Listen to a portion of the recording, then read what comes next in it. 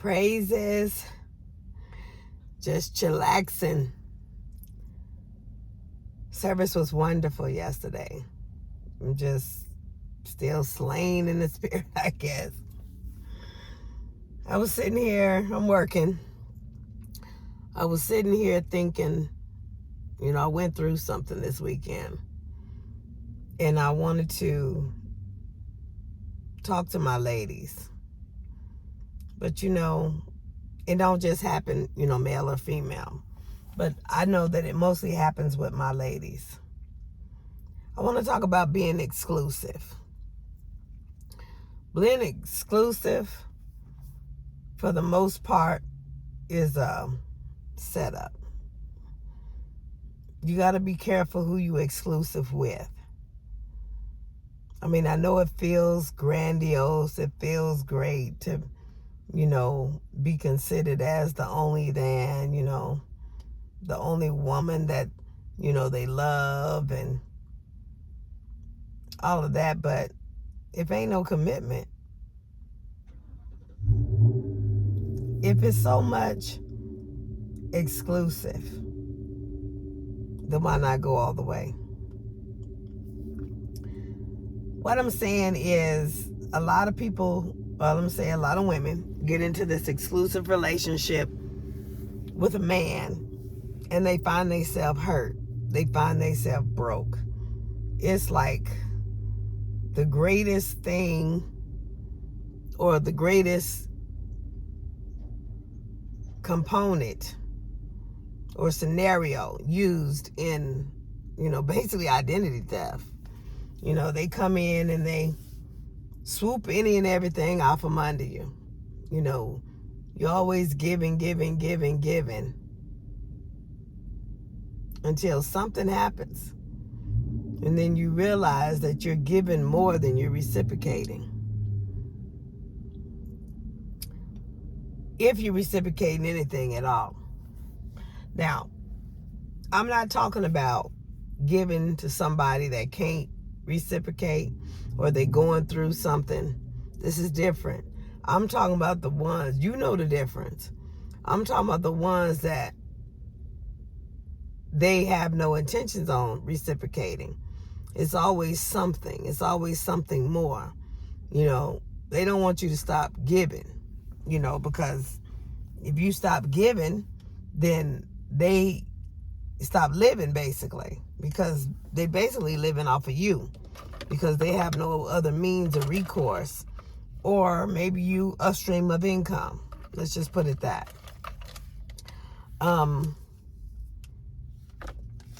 These type of men, I want to say these type of people, like to keep you isolated. They keep you secluded. They keep you exclusive because they don't want nobody else in your pocket. They don't want nobody else around you to be able to reap the benefits. It's a selfish type of relationship, possessive, I always say my nature is Scorpio, where Scorpios are known to be possessive. Yeah, I don't want nobody else sharing my man, kind of thing. So it's that type of scenario. They always want to keep you giving to them. You can't be with nobody else. You can't hang out. You really can't have no friends. You can't, go out with the girls. You really can't do anything because if you do, that's more money coming out your pocket. That's less you got to give to them. Basically, you're a secret.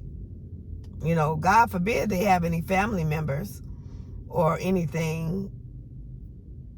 Normally when somebody is in love and they want to be exclusive and they want to celebrate you. They want to tell all the world about you. There's no secrets.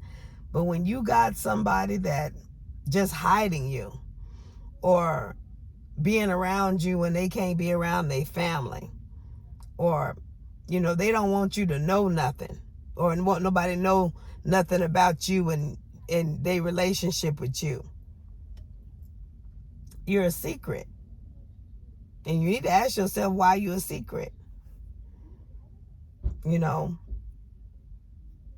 my thing is, if I know I'm interested in somebody, the first person that person gonna meet is my children. Because I need to know how they gonna respond, and I need to know how he gonna act around my children.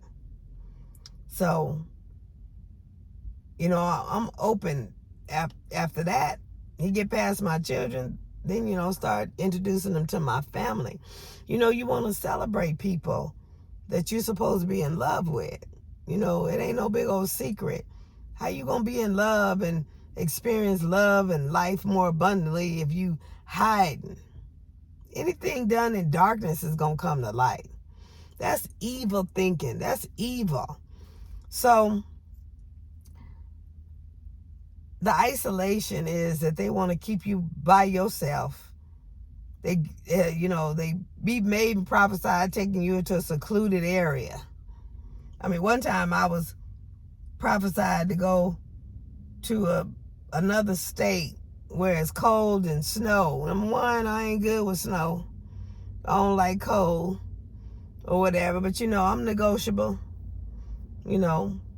but I'm so glad that things came out the way they did, because had I got in that situation, I'd have been away from my family. I'd have been in a secluded area. I'd have been isolated. I'd have been in the cold and the deep, who knows. And this person would have been controlling and manipulating me, trying to dictate to me. I don't do dictation well. Because, see, the same God that put the spirit in them and the words in their mouth has put the same spirit and words in my mouth. And, that's another thing I want to say. They want to shut you up. They don't want you to talk. Because if you talk, God forbid, you might tell something. They might be found out. God forbid if they always got their hand in your pocket and you always giving. God forbid that the world finds out that they living off of you, that they get money from a woman, that they living off a woman. That's not manly. That's not masculine. That's pimp style. That's what that is. Pimping ain't easy. That's pimp style.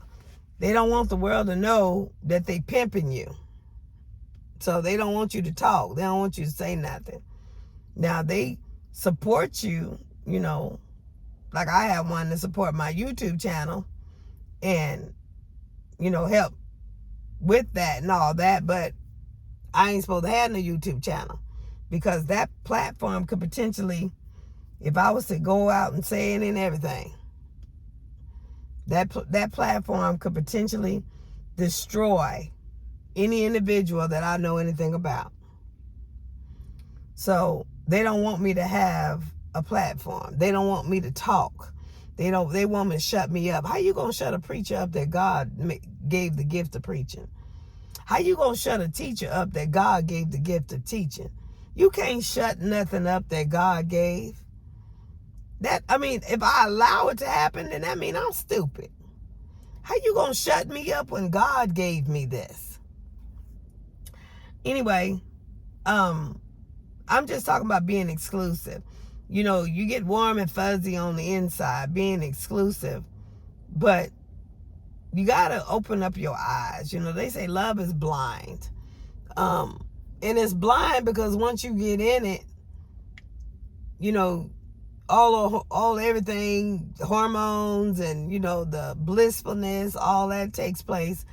And, the euphoria, and you feeling so good. The oxytocin is going, the pleasure hormone is going, you're feeling really good, and you're really not looking. You're blind to everything else. You're blind to the faults. You're blind to the fact that he had walked with a crooked leg. You're blind to everything. So you got to find out everything before you get into that scenario, into that bliss or whatever. Because once you get in it, it's going to take a heartache. It's going to take a heartbreak or some type of pain to hit you to knock you back into focus. And pretty much that's what happened this weekend to me. But I'm glad I wasn't invested in it as much as I could have been. Because, you know, people like that want the benefits of a significant other or working towards becoming something more. They want the benefits of that, but when you say something or when you have a issue or basically when a woman says no, then all of a sudden you drop back down to a friend zone. It's a friend zone then.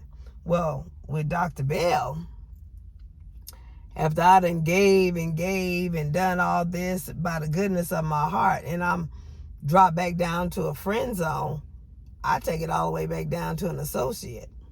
Because there ain't no reason for that. That's called being used. I've been through that too much in my life. And right now, I can't afford to be used anymore. If I was running around giving my blessings away all the time, I wouldn't have my Cadillac. Matter of fact, I testified before. I got a Cadillac after I realized I was giving a whole Cadillac away. So I don't have time or the patience, and I can't afford to be giving and doing for other people on that level, and they not going to be reciprocating. They ain't planning on investing. They ain't planning on being a we. They ain't planning on that. No, I ain't got time for that, because I mess around and give my Cadillac away, trying to help and bless somebody that don't mean nothing to me, that ain't trying to mean nothing to me. You know, it's just helping them move forward. Which, like I say, I don't mind helping people. But when it takes from me and mine, that's a problem. If you helping people and people are reciprocating, it's a cycle. You know, love is a cycle. It's not just give, and it's not just take.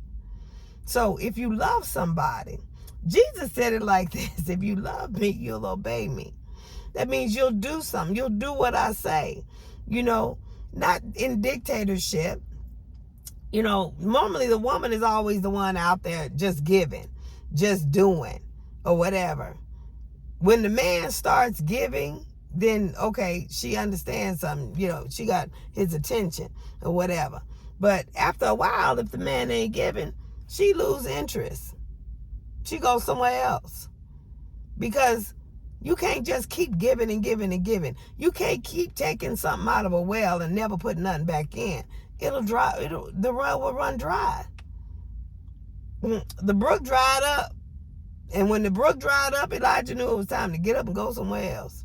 He sat there and supped from that brook and was fed by them ravens until the brook dried up. Now, them ravens may have still been there, but everybody know you can't live without water. So when the water left, he knew it was time to go. It was time to move. So when your finances are being hit and stuff start drying up on you, you start realizing that your giving is suicidal now, more than sacrificial. There's a difference in sacrificial giving and suicidal giving. Sacrificial giving means you making a sacrifice. Maybe there's some times you're not going to eat. Maybe there's some things that you're not going to want, that you're not going to be able to get that you want. Like when I was walking with a person, there was some double doubles I wasn't able to get. I didn't need anyway, but there was some things I couldn't afford because I had to set off aside X, Y, and Z in order to be able to help bless somebody else. You know, even in your tithing or whatever, you set off whatever God put on your heart to set off aside. So that's your sacrificial living. That's your sacrifice, appreciative of him and what he's doing. And, he blesses you. He reciprocates. So you ain't got to worry about sacrificing with God. But when you sacrifice with another individual, and there's some things you can't have. When you got to split your gas bill with another individual to make sure they got gas. When you go through all that sacrifice to come to find out that they not reciprocating, to come to find out that you ain't nothing more than a friend zone, It's eye-opening. It's hurtful because you done put all your investment, your time, your effort into sacrificing for something that wasn't going to do nothing for you. You can't reap a harvest. If I'm planting in your land, say I'm planting in your yard, building your garden, raising your flowers, cultivating your flowers, it's just going to look good around your house. It ain't doing nothing for me in my house. So we got to be careful, even in our sacrifice. Not saying that we do stuff to get something back, but when you do something and your house start falling, maybe you're doing a little bit too much. Or maybe you can't get what you need because you sitting there sacrificing for somebody else. And they appreciative, that thank you, yeah, that's good, but that's a friend zone. Don't come at me for zeros behind zeros. That's more than a friend zone. Because see, now you're taking away my investments. I could have took that money, invested in my stocks. I could have took that money, invested in a house. I could have took that money, invested in my bus I'm trying to get. I could have took that money and did something for me. Not just throw it away to somebody that, invested in them and, they just here. Being exclusive does not mean that you're supposed to sit there and be a resource. That's what I'm saying. This scenario of being exclusive, they have no intentions on going any further with you. They have no intentions on, making any plans in the future with you. So therefore, all you're doing is being a resource to them. This is how a lot of men get all they can get. They pimp you, and then they go off and marry somebody else in your face. Because you sitting there giving, but yet and still their mind is somewhere and their heart is somewhere else. And they pickle too. That's how it happens.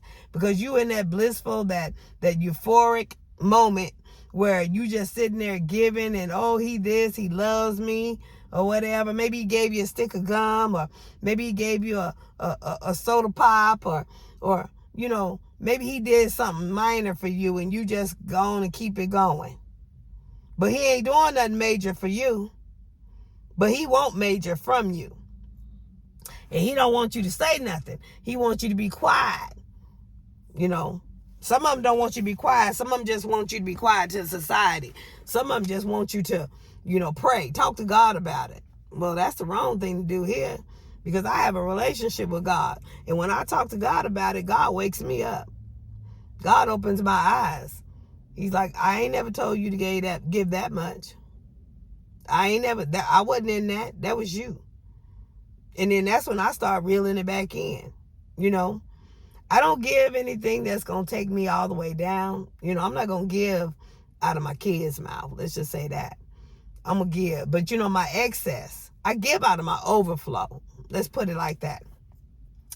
I always talk about the cup. What he put in the cup is for you. The overflow is for everybody else. But when my overflow start drying up and they start asking me for stuff and I don't have it in the overflow, that's when I start saying no. And that's the worst thing you can do. Because, see, that's when the eyes going to be open. Because people don't like to hear no. God is yes and amen. Or he take you through something. But I ain't God. I'll tell you no in a minute. If it's going to hinder the plan and the purpose that God has for my life, or that I know the track that I'm on, I will tell you no. Now, if it flows along with, we ain't got no problem. But see, you got to be flowing along too. You got to be doing. That's what I'm saying. You got these relationships or these situationships. That's the new word now, situationships, where you have this individual treating you like they want to be a part, that there's a future. Maybe somebody that want his and her Cadillacs, but they want to keep you in a friend zone. That don't make no sense. That's bipolar, actually. That's bipolar. 1 minute you want to be his and her Cadillacs, and the next minute you don't want to be nothing of that. It's a scenario that they paint. It's mind games. It's psychology. And everybody that know me know that's my degree. That's my area. You can't play no mind games with me. Because I studied it. All my degrees got some form of psychology. Some form of it. So, beware of the mind games. Beware, they saying, we, this, that, and the other, but their actions is I. Beware the disconnect. They live a schizophrenic lifestyle. Schizo meaning they talking one thing and they got all these things that sound like a whole bunch of hallucinations. They saying all of this stuff and they got all of this and they doing all of that, but nothing ever, you ain't never no evidence of nothing. There's nothing never comes to pass. You never see anything. It's just talk. I can't say it's a lie because you don't see it. It may show up, it may not. But it's always talking, what they gonna do. And it never comes to pass. So that's what schizophrenia is. They paint this lifestyle, this picture of what they do, this, that, and the other, what they know they can do. And they got this, they own that, but you don't never see it. It's faith without the evidence is what it is. So you don't know if it's really in existence or not. So beware of the scenario. Beware of the mind games. Beware of being exclusive. There's a reason they want you to be exclusive if they're not telling the world about you. If they're not telling the world, or, if they trying to hide you, there's a reason they trying to hide you. There's a reason that they want you secluded. There's a reason why they don't want you to talk. Because some of them don't like the conviction. Some of them, with me, I'm quiet, and a lot of people don't know I got a mouth. I do. I'm very educated, and I know it. That's my problem. I want to say that's my sin. I'm educated, and I know it. I know how to run circles around people. I do. And, I can get very witchcraft with that. So I have to pray constantly because I can say some stuff to some people. It won't be nothing nice. And, words can hurt. I'm the person that everybody come tell everything to. I got this one that hangs out with one of my enemies. Sits and conversates with one of my enemies. Always talking about I'm bringing up my enemy, but I don't be bringing up my enemy. I brought him up as an example a couple of times. But this individual brings up my enemy more than I do. If I was to say anything, I would say he was sleeping with my enemy more than I ever did. So, the fact that keeps coming up, hanging out with my enemy, that's causing doubt and whatever in that individual's mind. And I just step back, because if you're going to hang out with my enemy, you don't need to hang out with me. Now, my enemy was supposed to have said that I couldn't be no friend. But I was a friend, all them zeros. I was a friend when they was basically getting ready not to have a roof over their head, and Dr. Bell had to come in and save the day. I was a friend when I came out of my comfort zone to go to a place and do what I needed to do to help that individual. No benefit to me whatsoever. Never got no benefit out of it, really. So, but I wasn't no friend. It's so quick how quickly they forget.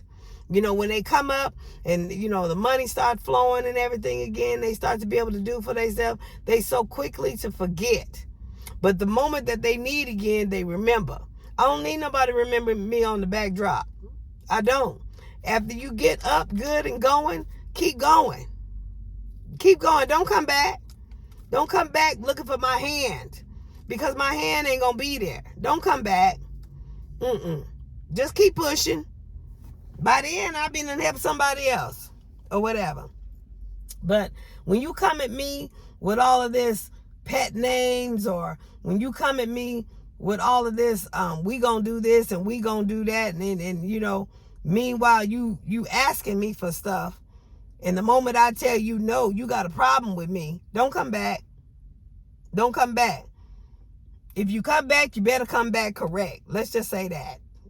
You better come back correct. Because I'm not going to be just giving any and all I got. I got plans. I got goals. I'm not no woman sitting around the house being butt naked and pregnant. I'm not one of them type of women that's going to sit around and be dictated by no man. I'm not going to be controlled by no man. Yes, I can submit. I'm going to submit, to the one that God has for me. But, submitting don't mean sitting around being controlled. It don't mean sitting around being dictated to. The one I'm going to submit I'm going to submit to a man I can look up to. If you ain't a man that I can look up to, you ain't even in the running. You ain't in the running. You're not going to control me and dictate to me. I'm not no woman that's sitting around wanting a man, wishing I had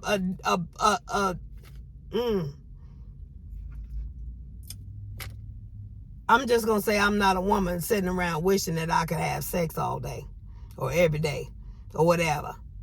I got a Cadillac that I got to keep up. I got to push. I got to hustle. I got to work. I got to do whatever. That's equivalent to my man or whatever.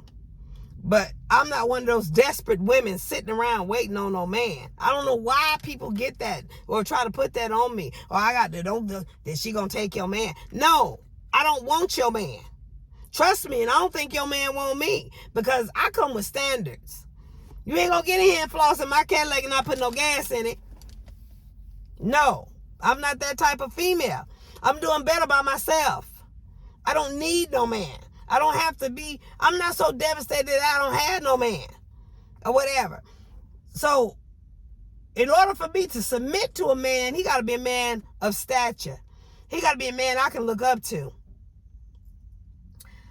He's number one, definitely not going to be able to be no man that I'm feeding or that I'm taking care of. He ain't even in the running. As long as I'm taking care of or feeding a man or helping a man, he can't be my provider.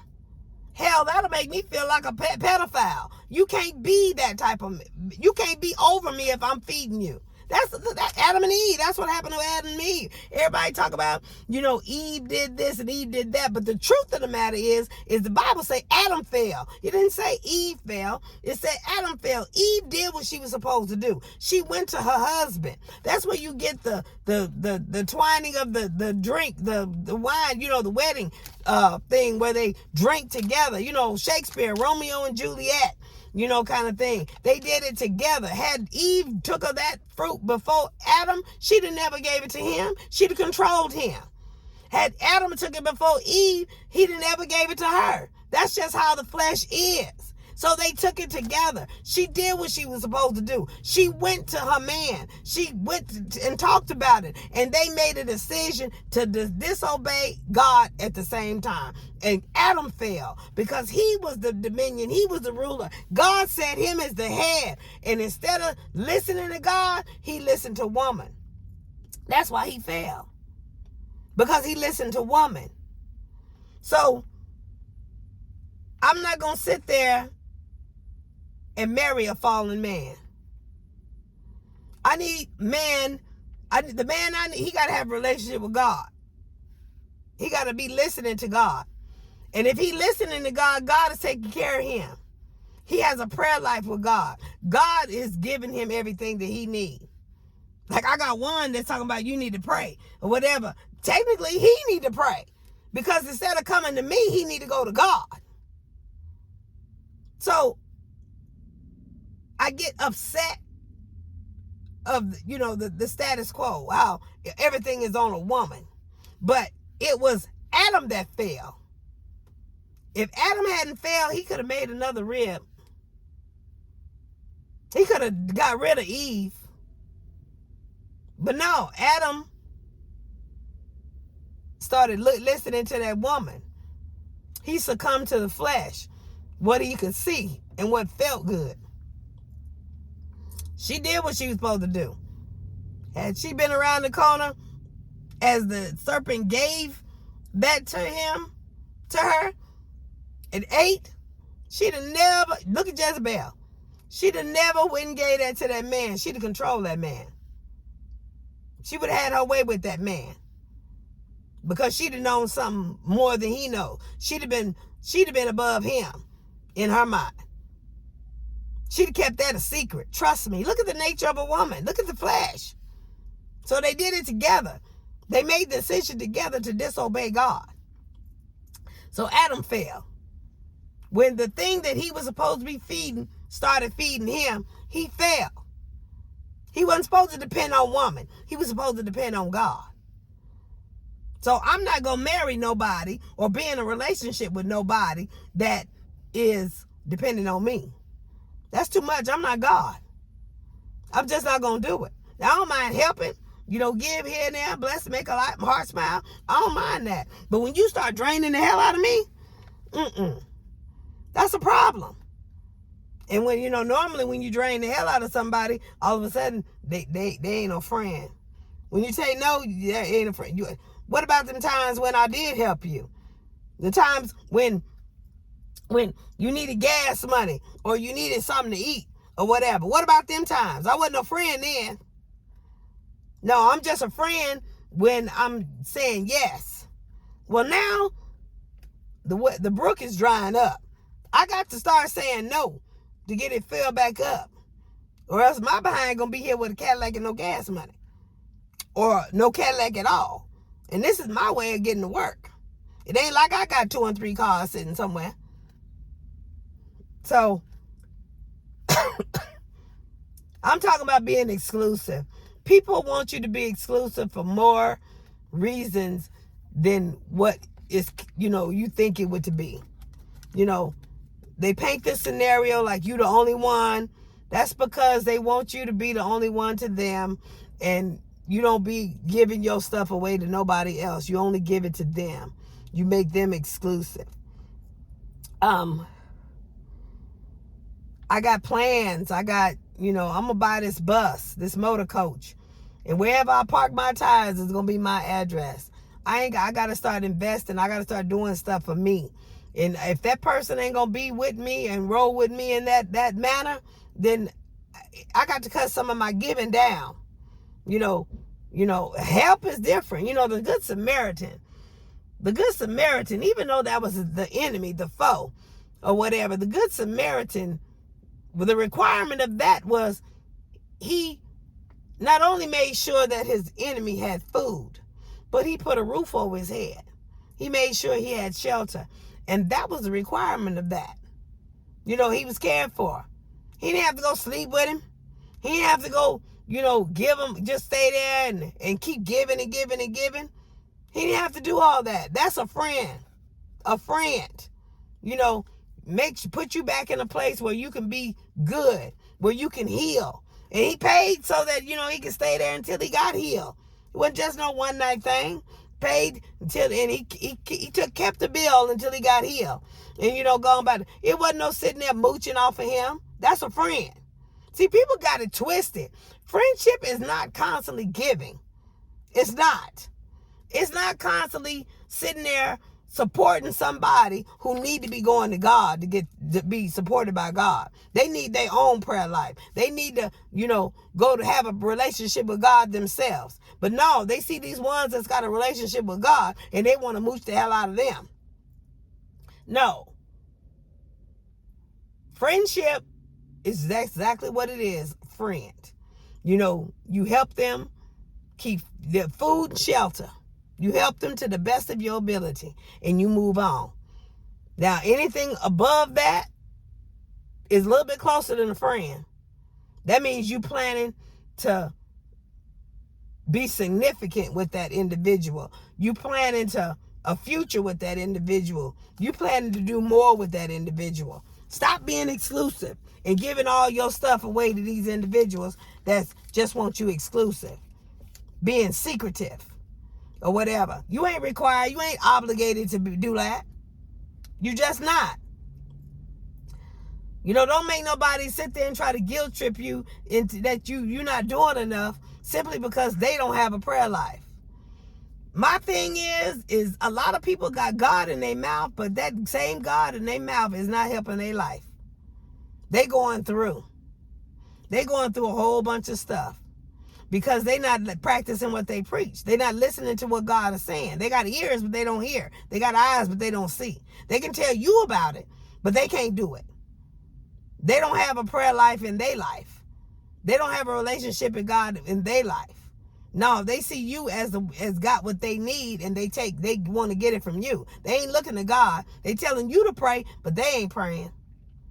Not to the point where they're, getting, something from God. That's a cursed lifestyle. If you can sit there and tell somebody else to do what you ain't gonna do. And then there's the ones that create this scenario. This, scripture says a man who finds a wife finds a good thing. He obtains favor from the Lord. There you got the ones that make you exclusive. They find a wife, found the one, that a wife is a woman who has a relationship with God. God done trained her up, raised her up, mature. She's a virtuous woman. So he done found that, and he ain't trying to make, or invest in that. He just want to use that. Therefore, he always coming to her, pulling on her. And then when she say no, he got a problem. But he ain't trying to make he ain't trying to make no commitment. Let's just say that. Men are commitment phobic. There's some women that's commitment phobic too. I'm one of them. I'm very commitment phobic. I can't commit to somebody that, if I find out that my prayers are going to be hindered, or my walk or my lifestyle going to be hindered simply because I done brought this spirit in my house, in my life, I ain't committing. It catches my attention. That's a check in my spirit. So he obtains favor from the Lord, which means every time, I give, that's favor. But the moment I say no, that favor done cut off. So, and they always talk about pray. Don't you know God told me to cut it off? That you depending on me too much. God is a jealous God. You can't depend on me more than you depend on God. So, like I say, don't be exclusive to nobody that's not being exclusive to you or not committed to you. Don't be exclusive. That will hurt you. That will kill you. That's just built to drain you dry. I'm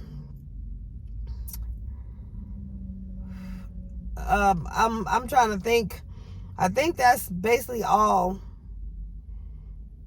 It just amazes me how people think that I can keep my Cadillac going and everything I need in my life and be able to keep their life going too. I don't understand that. And God forbid I say anything, they won't shut me up. They scared I'm going to tell their business. They scared I'm going to tell all that. The individual, my enemy, I don't even know if it's my enemy anymore, really, but my enemy supposed to have said I'm not a friend, I can't be a friend.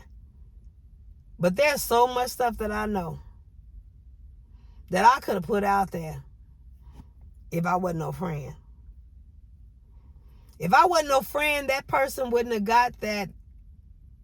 been that close. Or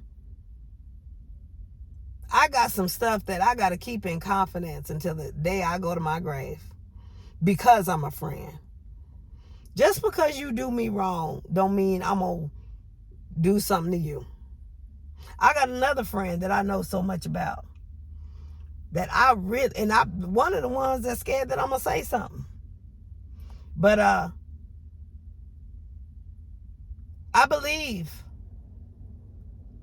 I got so much, there's some stuff I got to carry to my grave too with that one.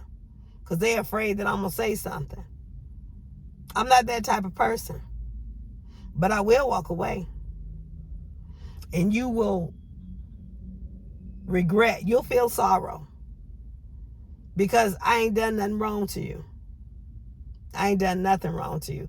I'm not the person where you can come at me and say, well, she did me wrong and she did this and she did all that. No, I'm not that type of person. When I walk away, you're going to know you had a friend.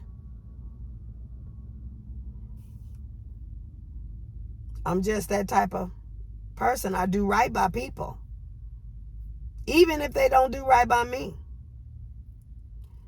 Because see, I know I got a God that looking at me. He ain't just looking at my enemies or other people. He looking at me too. I got to represent. I don't know. There's just some people that they want to make you exclusive so they can control you. That's witchcraft. They want to control the hand of you. They want to control your mouth. They want to control, and I'm not going to be controlled. I'm not going to submit to something that's trying to control me, that's trying to dictate to me. I'm not going to say, I'm going to submit to the one that's trying to share a life with me. We share a life. We share the same God. You know, I'm going to submit to that one. I'm not going to submit to somebody that's going to hinder my prayers with God. I'm not going to submit to somebody that I'm taking care of. You know, if you acting like a child, you ain't ready for marriage. If you acting immature, you ain't ready for marriage. You ain't ready to be with me. So don't treat me exclusive. It ain't going nowhere.